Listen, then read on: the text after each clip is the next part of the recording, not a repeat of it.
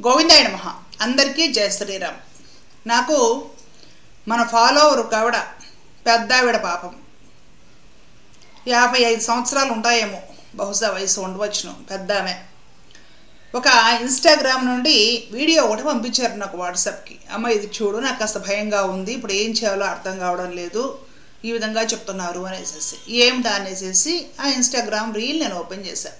ఆ ఇన్స్టాగ్రామ్ ఒక వీడియో, ఆ వీడియోలో సదరు ఆ పెద్ద ఆయన లేదా గురువు గారు ఎవరో ఒకరు, ఆయన ఏం చెప్తున్నాడంటే, ఎవరో ఒక ఆవిడ సందేహం పంపించింది, మాకు 2 మంగళసూత్రాలు లేదా తాలిబొట్లు ఉండవండి, ఒకటే ఉంటుందండి మెట్టినింటి వారి వైపు నుండి, అంటే అత్తింటి వారి వైపు నుండి, అలాగే ఒక మాంగళ్యం ఉండవచ్చునా అని అడిగితే ఈ సదరు గురువు గారు ఏం చెప్తున్నారంటే, ఒకటి అసలు ఎట్టి పరిస్థితుల్లోనూ ఉండకూడదు, ఒక మంగళసూత్రం పుట్టింటి వైపు నుండి, ఒక మంగళసూత్రం అత్తారింటి వైపు నుండి ఉండాలి, లేదంటే పుట్టింటి వైపు నుంచి బంగారం మీరు తీసుకొని, అంటే అత్తగారింటి వాళ్ళే 2 సూత్రాలు చెప్పించేయాలి, ఒక సూత్రం ఉంటే మంగళసూత్రం అనిపించుకోదు, 2 తాలిబొట్లు ఉంటేనే మంగళసూత్రం అనిపించుకుంటుంది అనేసి చెప్పడం జరిగింది. ఇది చూసి ఆ పెద్ద ఆమె నాకు వాట్సాప్కి ఆ వీడియో పంపించడం జరిగిందనమాట.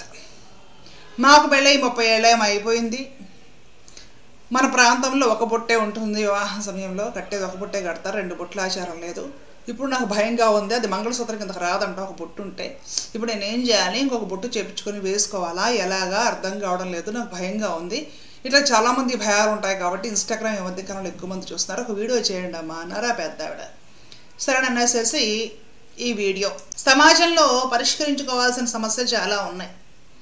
హిందుత్వం విషయంలో కానివ్వండి, సామాజికపరమైన అంశాల గురించి కానివ్వండి, వాడి గురించి ఏదైనా మాట్లాడితే బాగుంటుంది. ఈ పెద్ద మనుషులు ఎవరైనా కూడా ఆడాళ్ళ మంగళసూత్రాలు, ఆడాళ్ళ మేళ నల్లపూసలు, మంగళసూత్రాలు ఎన్ని వేసుకోవాలి, కాసులు ఎన్ని వేసుకోవాలి, చీర కుచ్చిళ్ళు ఎన్ని పెట్టుకోవాలి, జాకెట్కి హుక్స్లు ఎన్ని ఉండాలి, ఇవి అవసరమా చెప్పండి? ఇంతకు ముందు చెప్పాను, ఇప్పుడు కూడా చెప్తున్నాను, నేను శాస్త్ర చర్చకు కూడా సిద్ధమే.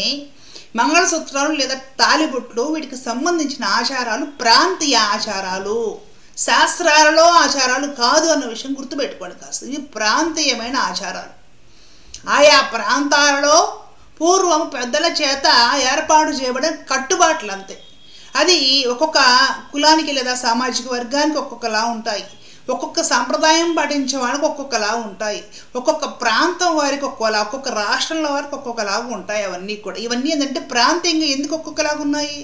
మీరు ప్రపంచవ్యాప్తంగా రాముడి భార్య ఎవరు అంటే సీత అనే చెప్తారు, ఒక్కొక్క ప్రాంతంలో ఒక్కొక్క పేరు చెప్పరు, ఎందుకంటే దానికి వాల్మీకి రామాయణం మూలంగా ఉంది. అవునా కదా? అది శాస్త్రం. కొన్ని రకాల కట్టుబాట్లు ఆచారాలు ప్రాంతానికి మారిపోతూ ఉంటాయి, ఒక్కొక్క సామాజిక వర్గానికి మారిపోతూ ఉంటాయి. ఇంకా కొందరికి ఇంటి ఆచారాలు ఉంటాయి, సాంప్రదాయానికి కూడా ఆచార వ్యవహారాలు మారిపోతూ ఉంటాయి. ఇవన్నీ ఏంటంటే ఆయా ప్రాంతాల్లో లేదా ఆయా కులాల పెద్దలు లేదంటే ఆయా సాంప్రదాయాల్లో పెద్దలు లేదా గురువుల చేత పారంపరాగతంగా ఏర్పాటు చేయబడిన సాంప్రదాయాలు. ఈ సాంప్రదాయాలు అనేకం, భిన్నత్వంలో ఏకత్వం. ఈ తాలిబొట్టు విషయం తీసుకుంటే ఇది కంప్లీట్గా ప్రాంతీయమైన ఆచారమే తప్ప శాస్త్రాలు ఇది ఇలాగే ఉండాలి అనే ఆచారం కాదు, గుర్తుపెట్టుకోవాలి సంగతి. ఈ పసుపు దారానికి తాలిబొట్లు వేసేసి వివాహ సమయంలో 3 ముళ్ళు వేయించడం అనేది కేవలము ఉభయ తెలుగు రాష్ట్రాల్లోనూ, తమిళనాడు ప్రాంతంలోనూ, కొంత కర్ణాటక ప్రాంతంలో ఉంది అంతవరకు. ఈ 3 ముళ్ళు వేయడము పసుపు దారానికి అనే ఒక ఆచారము ఎక్కడ మాత్రమే ఉంది, అదే కొంత కేరళ ప్రాంతంలో కూడా ఉంది. మళ్ళా ఈ 3 ముళ్ళు ఓకే, దీనికి మరలా వేసే బొట్లు ఈ రాష్ట్రాల్లో కూడా మారిపోతాయి. ఈ బొట్లు కూడా మరలా మనకి ఆంధ్ర ప్రాంతంలో ఒకలాగా, రాయలసీమ చిత్తూరు వైపు ఒకలా, తెలంగాణ వైపు ఒకలా ఉంటాయి. తమిళనాడు వాళ్ళ బొట్లు వేరు, కర్ణాటక వాళ్ళ వేరే, కేరళ వాళ్ళు అయితే ఆకు లీఫ్ షేప్లో ఉంటాయి బొట్లు. ఈ రాష్ట్రాలు దాడితే మిగతా మొత్తం నల్లపూసలు, తాలిబొట్లు 3 ముళ్ళు అవేం ఉండవు, నల్లపూసలు మిగతా రాష్ట్రాలన్నీ కూడా. బీహారు, ఛత్తీస్గఢ్, జార్ఖండ్ లాంటి ప్రాంతాల్లో అసలు నల్లపూసలు కూడా వేసుకోరు, ఎర్ర పూసలు వేసుకుంటారు. మంగళసూత్రము అంటే నల్లపూసలు కాదు, పసుపు దారం కాదు, ఎర్ర పూసలు వాళ్ళకి. దానికి ఒక లాకెట్టో ఏదో వేసేసుకుంటారు. రాజస్థాన్ లాంటి ప్రాంతాల్లో అయితే మంగళసూత్రం అంటే తల మీద పెట్టుకునే రౌండ్గా ఉండే ఒక రాకుడి అంటారు అనమాట దాన్ని, అంటే మార్వారీ భాషలో చెప్పాలంటే పాపడ బొట్టు, అది రౌండ్గా ఉంటుందన్నమాట. అది తల మీద పెట్టుకునేది వాళ్ళకి మంగళసూత్రం కింద లెక్క. మేళ నల్లపూసల మంగళ్యాలు ఉండవు. కొందరికి పంజాబ్ సైడు ఇంకొక పద్ధతి ఏదో ఉంటుంది. వీళ్ళందరూ హిందువులేనా అంటే 100కి 100 నయా పైసలు వీళ్ళందరూ హిందువులే. ఈ మంగళసూత్రం అనే ఆచారాలు ప్రాంతీయ ఆచారాలు. వీటిలో మరలా కొన్ని కులాలలో కొన్ని కుల కట్టుబాట్లు ఉంటాయి. కొందరికి ఒక బొట్టే ఉంటుందన్నమాట. ఆ ఒక బొట్టు కూడా అత్తవారింటి వాళ్ళు చేపించి తీసుకొస్తారు. వివాహ సమయంలో ఆ ఒక బొట్టే పసుపు దారానికి వేసి కడతారు. ఆ తర్వాత ఇంకొకటి చిన్న లక్ష్మీదేవి కాసు లేదా గిన్నె బొట్టు అని కూడా అంటారు అనమాట. లక్ష్మీదేవిదే గిన్నె బొట్టు అని కూడా అంటారు. దాన్ని నల్ల పూసలకు గుచ్చి వేసి ఇట్లా మెడ వరకు మొన్నటి వరకు వేసుకునేవాళ్ళు అనమాట. ఈ మధ్య ఫ్యాషన్గా అది వేసుకోవడం లేదు, కానీ దాన్ని మళ్ళీ సపరేట్గా వరుడు చేత కట్టించేవారు అనమాట. ఈ వివాహిత మహిళ ఏం చేస్తుందంటే వివాహం అప్పుడు ఒక బొట్టు కడతారు కదా, ఆ బొట్టుకి ఆ తర్వాత 2 లక్ష్మీదేవి కాసులు తీసుకొని అటొకటి ఇటొకటి 2 లక్ష్మీదేవి కాసులు కూడా ధరించేది. మధ్యలో తాలిబొట్టు ఒక బొట్టు, అటు ఒకటి ఇటు ఒకటి 2 లక్ష్మీదేవి కాసులు.